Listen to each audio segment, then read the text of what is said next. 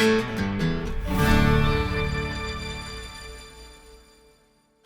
Todd Kennedy with Show-Rite Feeds, and today I'm joined here with my colleagues, Mr. Dave Geyer, longtime Show-Rite influential and owner of SC Online, and the fourth in command, I believe we would say, there at Geyer Cattle Company. That's kind of how that he would be titled there, I believe, there at the home place. And obviously, Miles Tenius, Show-Rite support guy there for us, and has been for quite some time. We're going to talk to you a little bit about our cattle feed program, and kind of go through the differences, because I think so many times when we talk about our products and our programs, so many factors come into it when we look at what we're feeding, what sex we're feeding, what size we're feeding, what show and our endpoints that we're trying to go to. So I think that it's very important to maybe cover a few of those segments today, and just visit a little bit about what our products do, what they're designed to do, and then what the customer can expect at the end. Today, Dave and I, we've kind of visited already and have for the last couple of days about just things that we could talk about. But we want to be very candid, and as we talk a lot about, feeding cattle. But I told Dave, I said, let's get very more specific in how we're feeding steers versus heifers. And the feeding process, just like Dave and I had talked yesterday, it's eerily similar. The one thing that we obviously always talk about is environment. I mean, we want to make sure that the environment's good for these cattle, clean water, clean feed, clean bedding, the whole deal. We think that's a huge part of the feeding process. But I think just diving into steers and just talking about, let's just day one. I mean, from the get-go, after we've selected them, we've got them home. Dave, I mean, what do you guys as a family try to venture towards in terms of feed? I mean, is it throttled up? Obviously, we've got several different of them in our lineup, and feeds that we think work. And you've helped put these feeds together and been one of the most successful families feeding steers and heifers in the country. Where are you at whenever you start? That's a very good question, Miles, and it's something we answer all the time. And in the old days, when you used to go to your old feed mill, get your feed, the feed guy would say, feed a grower and get them and grow them and get them up to size and then get them fat.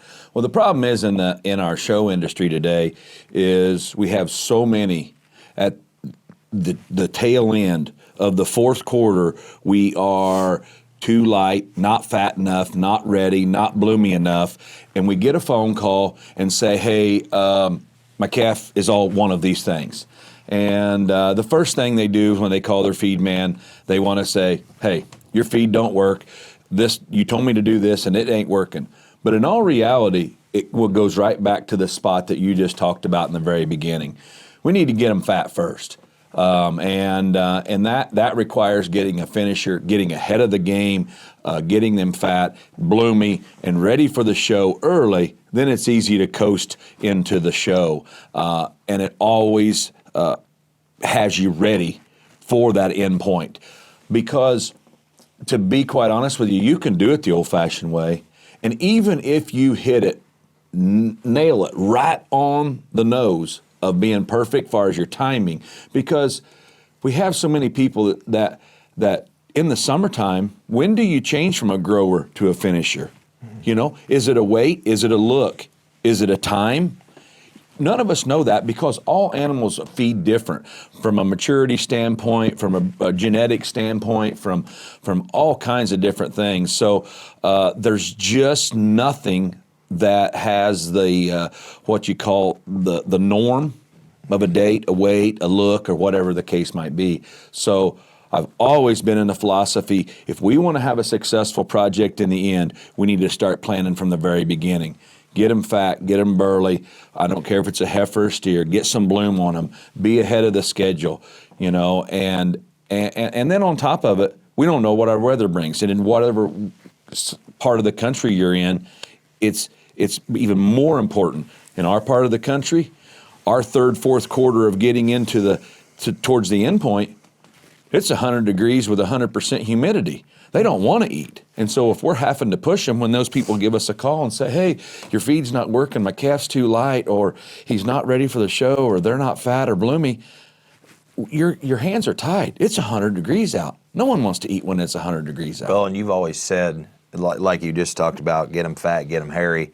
And like you've said time after time, I mean, let the environment help you, cold weather, in the winter, in the fall, get these calves keeping hair on them, but get them fat. And it's so important. And there's probably some, that listen today that are at a different point in their feeding of their project. That's right. We may be midsummer, That's right. And so I don't think it's hard to be, or don't get scared, is what I would say. I mean, at this point in time, because there's so many products. So as you sit there and think about it, I mean, the calves that you bring in, obviously do you just go straight throttled up? Throttled ups are high energy, high corn finisher. Do you put them on the cruiser right away? Or does it just depend? I mean, I know at our place, it's going to depend on the calf. I always say, feed the calf for what it is, feed the animal for what it is. You want to make that thing look the most appropriate that you can to its frame size or length of body, anything like that. So, I mean, we're using accelerator, HF, throttled up, cruiser, and we're doing it at different times. But, I think a lot of times whenever we're getting them home, first step, do we put them on the cruisers since that's the grower, or do we go to throttled up since that's kind of our finisher? Well, to be quite honest with you, I always advise them to go right to that finisher, that throttle up. And the reason why is because we can always switch over to HF or cruiser or any of those cruising, those I don't want to say holding rations, but those lower energy type feeds, lower energy, high fiber feeds. So I always, no matter the style, I always a lot of times cover my bases and tell everybody to start up on throttle up, because it says finisher. Yeah, and it is a finisher. That's correct. I mean, it does. And so I think that's where it goes back to the get them fat first concept. And I mean, that's been something that we've went along all the way from the beginning with our entire program, is getting the cattle fat. And, I think one of the things, listening to you guys talk, that I think is so important to the customers out there is to understand, first and foremost, after you get that project home and you get him on feed, know exactly what that end point is. That's right. And at that time, that length of time, where it is that you're trying to hit, whether it be your county fair, your state fair, wherever that is, know what that time period is. And know, because that is your first answer. And obviously, then from that standpoint, then the genetics and the condition that the calf comes in, all those things play a factor. But knowing what your endpoint is, I think, is very, very important. And that is very important. And it goes back to what you just talked about, Miles. If your endpoint, we have such a window within genetics now of an animal. If we've got a slow grower, low to the ground, chubby one that looks like me,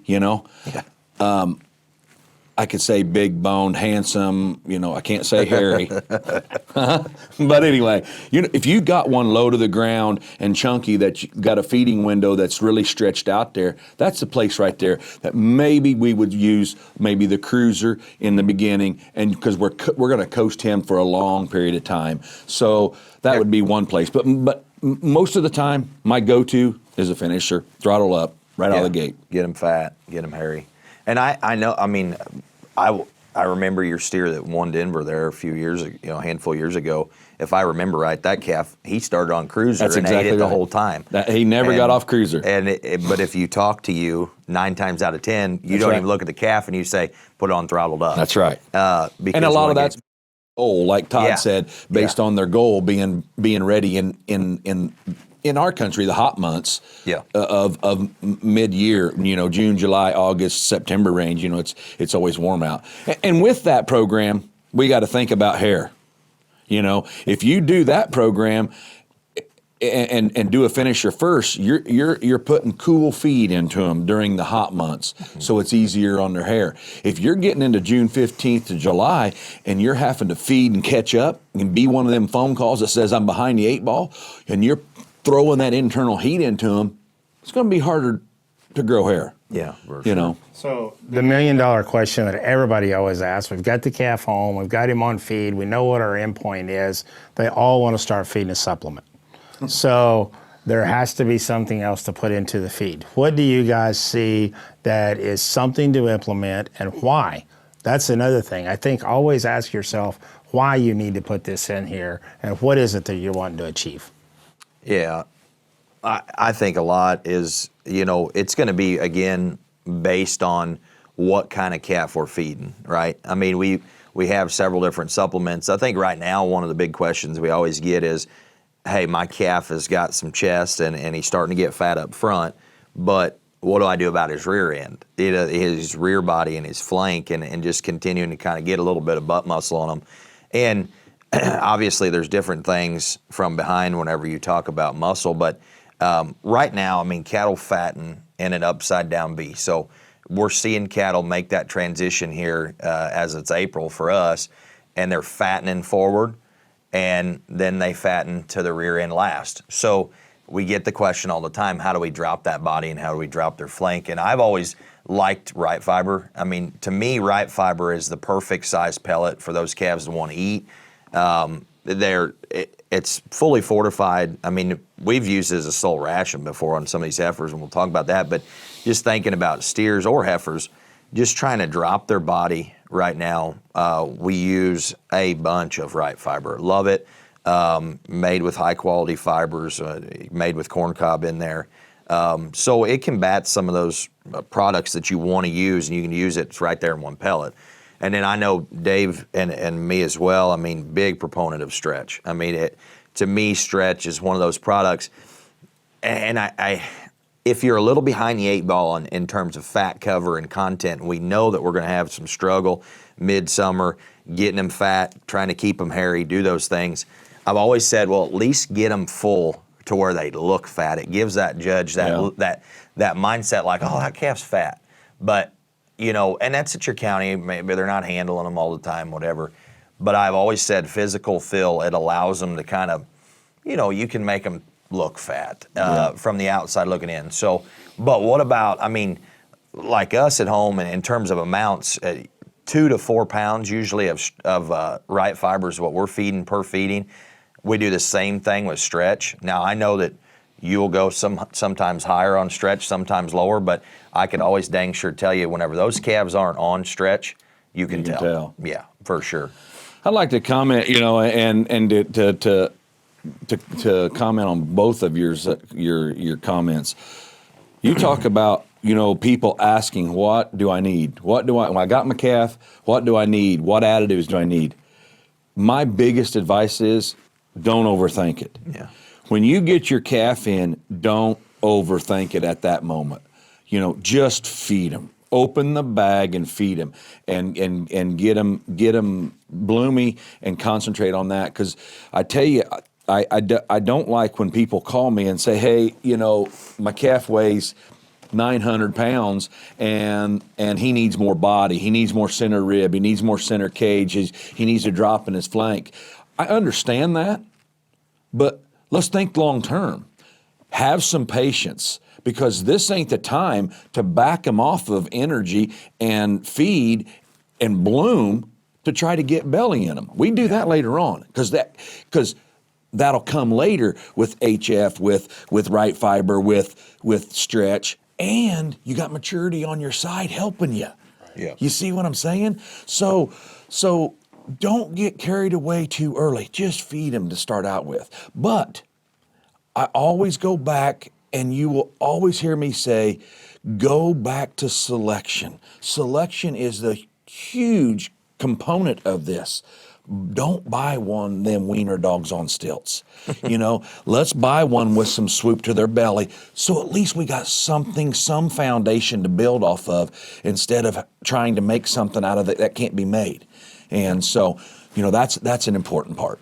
So Dave, that's a good place, I think, to segue into something else. But the first thing that I want to tell the customers and those of you that are watching today is the biggest positive attribute that you can take away from this message is experience.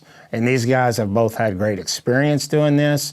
Our program is proven the way that it has worked. It's been put together. You don't have to outthink it, to Dave's point. The simplicity is there, and it makes the most sense. When you truly think about everything that we're trying to do when we're feeding a steer, get fat, get them hairy, get them to the show, make it be a successful project, because that's where that it all comes to. Right. So from that point, guys, before we wrap up, let's obviously talk about the heifer game, because I think it is somewhat different.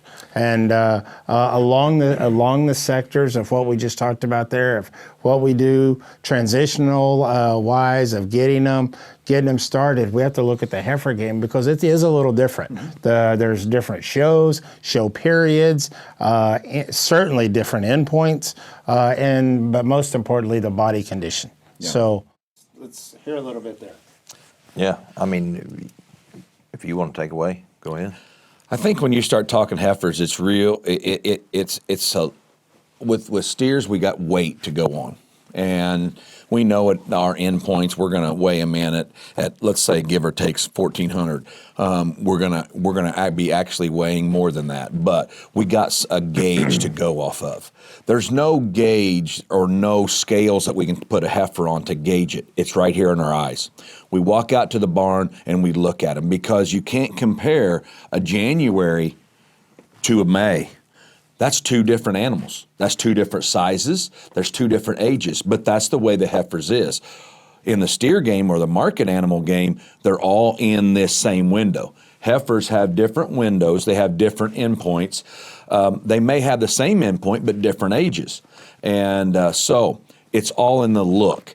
So and I always tell people on a heifer, we're going to do the same thing in the beginning. We're not going to overthink it. We're going to just open the bag and we're going to feed them and get some bloom on them.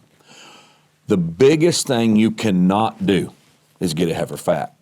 You get a heifer fat with some chest inner or some pone fat, or udder fat, it's there. It's almost like when you jump off the cliff, you can't just go, whoop, wait a minute, Wile E. Coyote, and jump back, like it used to be.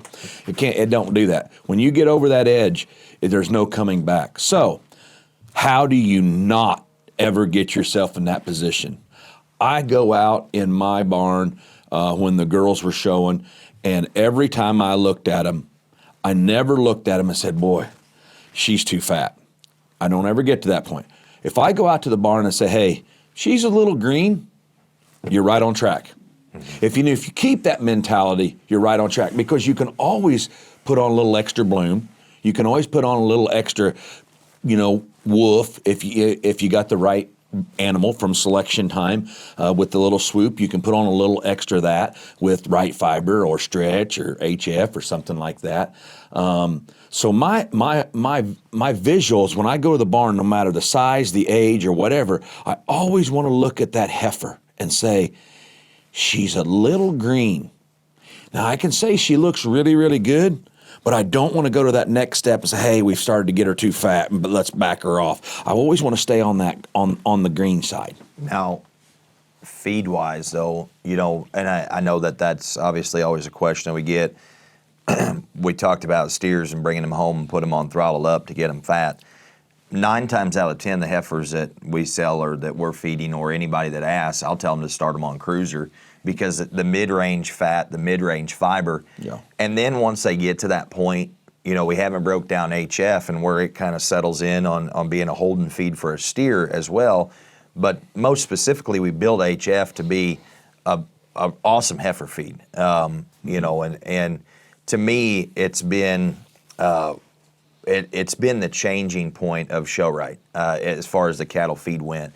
We'd always had throttled up that was real good, cruiser that was real good, accelerator, and then as HF came along to where we didn't have to just take a scoop of this, scoop of this, scoop of this. We put it all into one bag. But 99% of the time that anybody always asks me about heifers, I'll tell them to start them on cruiser.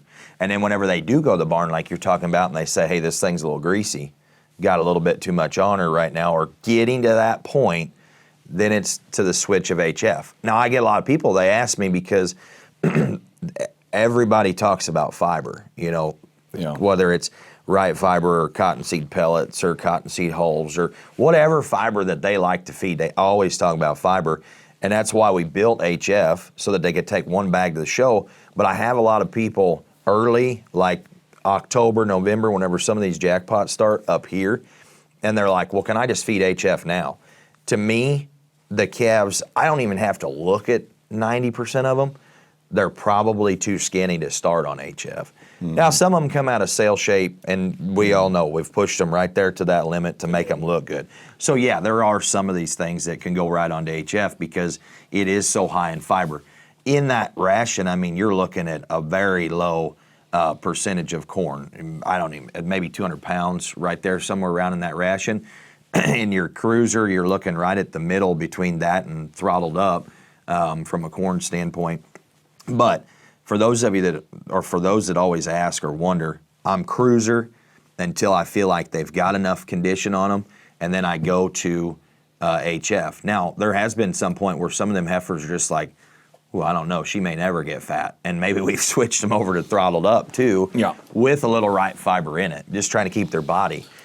And I think we have to be, some of them, it's hard to tell. I mean, it's hard to tell, even myself, or you've been in these shoes, it's hard to tell yourself that, you know, hey, she's going to get it one day. I mean, she'll get that belly. She'll, and it's hard to say that she's not going to. Yeah. And there is sometimes the genetics take a play where we can give them all the additives that we want. Now, we've tried to build our program, obviously, around cattle feeders like yourself and these highly touted families that have had so much success.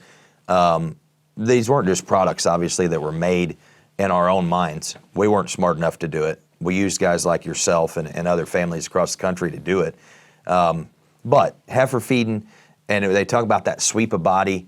Again, right fiber goes straight to the base of their body. And that's what I've always loved about it. Stretch expands their body. And that's what I like about it. And I just don't know that you have to feed a whole bunch of other stuff. You know, we do have some that get into a point where maybe they don't eat as much, and we have products like Stamina that we can put on top of there, which I think is great. So there's all different kinds of things, but cruiser, HF, I love that for heifers. One of the things, I think you've talked a lot about, said a lot of good things about what we do with the steer feeds, what we do with the heifer feeds. We talk about how that they work. The biggest takeaway that I think that we need to really drive home to those that are watching today is the fact of anytime we're feeding a steer, we want to get that thing fat. Mm-hmm. If he ain't fat, we don't feel like that we're going to have our project to be near as successful as what we want it to be in the end point. Vice versa, the other end of the spectrum, if we're feeding a heifer, we can't get her fat. We don't want her to get fat until there's time. And that is the big thing is regardless of the feed that we're offering or what we have programs that fit all of your cattle feeding needs. The one thing that I do want to add on this is when we talk about our complete feed programs, we have those. The one huge advantage that we have is for all of you that have the ability to manufacture feed at a local level or at a local mill is you can bring in our NutriBase product and utilize that locally. Highly suggest that is a big opportunity. Reach out to one of the Show-Rite personnel. The Miles will always be happy to help you in that regard. And you can have it tailor-made to your liking or to your genetics or to your fit, how that it needs to work. You can work right there with your local mill at the same time and get it done. So one thing before we close up here on the cattle side, I know that we're all excited about a new product that we have in terms of Colossal. And we've all seen it. We've seen it work in different ways and things like that. Real quickly, Miles, tell us what you've seen or what you've seen customers. It's the results. It's already been a quick feedback, if you will, throughout the cattle industry. Yeah, I mean, I've seen time after time, and I've always said I'm not a foo-foo dust guy.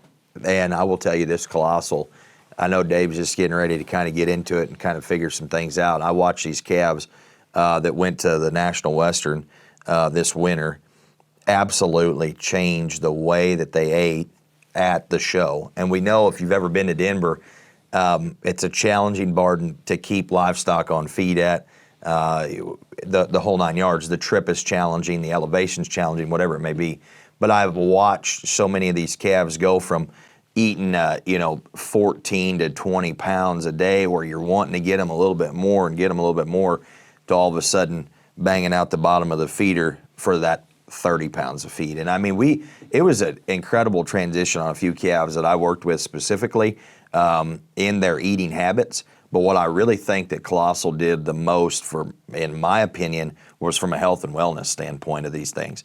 And it's multiple species, but whenever I watch a giant ruminant animal at 1,400 and some pounds go from his entirety of his life not wanting to eat more than 20 pounds of feed to literally giving him 2 to 4 ounces of Colossal on top of his feed, or drenching it to him, and the calf is now eating 30 to 34 pounds, that's the only thing I've changed, I'd say that's the product that's working. Geyer, what do you think about the hay situation on these calves? Hey, that's a great subject, and it's a very important thing of part of feeding a successful project. I say don't overthink it. Have some patience in the beginning. Don't overthink things, and we forget to think about something little like hay. Hay is so important for multiple reasons.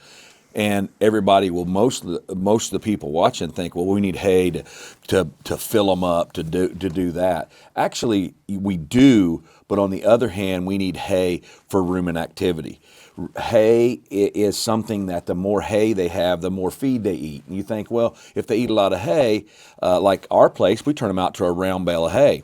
If they eat a lot of hay, they won't eat their feed. That's not true. The truth is, you put them out to a round bale of hay, they eat a lot of hay, increases rumen activity, they actually eat more feed. And so I think hay is vital, important into a successful program. Now, let's talk about what kind of hay. We don't throw alfalfa out there. We don't throw out really rich hay. We want to put out just a grass hay, a native grass hay is what we want to put out. That's good and tasteful to them, because I go to a lot of places and they're like, yeah, we got a good grass bale out there. Well, it's one that's been sitting outside, it's moldy and all that. You know what I'm saying? Yeah. But